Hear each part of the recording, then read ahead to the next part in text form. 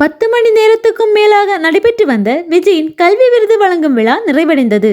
அடுத்த கட்ட நிகழ்வு ஜூன் 3ஆம் தேதி நடைபெற உள்ளது. தமிழக வெற்றிக் கழகம் சார்பில் 2வது ஆண்டாக மாணவர்களுக்கு கல்வி விருது வழங்கும் விழா இன்று நடைபெற்றது.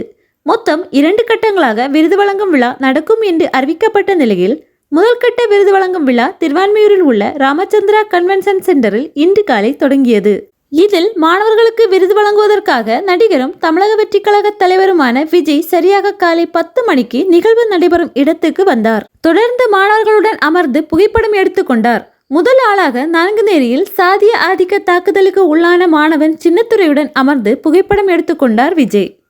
இந்நிகழ்வில் முதல் கட்டமாக 21 மாவட்டங்களை சேர்ந்த 800க்கும் மேற்பட்ட மாணவர்களுக்கு பரிசு மற்றும் சான்றிதழ்கள் வழங்கப்பட்டன. இந்நிகழ்வில் சிறப்பம்சமாக +2 மற்றும் 10ஆம் வகுப்பு பொதுத் தேர்வில் மாநில அளவில் முதல் 3 இடங்களை பிடித்த 9 மாணவர்களுக்கு வைர மோதிரம் மற்றும் வைரக்கம்மலை விஜய் பரிசாக அளித்தார். இவ்விழாவில் பேசிய விஜய், நமது தமிழகத்தில் உலகத்தரத்திலான மருத்துவர்கள், பொறியியலாளர்கள் அதிகமாக உள்ளனர். நமக்கு எது அதிகமாக தேவைப்படுகிறது என்றால் அது நல்ல தலைவர்கள்.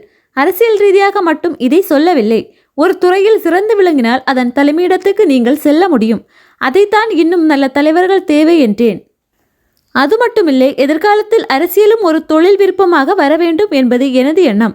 நன்றாக படித்தவர்கள் அரசியலுக்கு வர வேண்டும் என்றார்.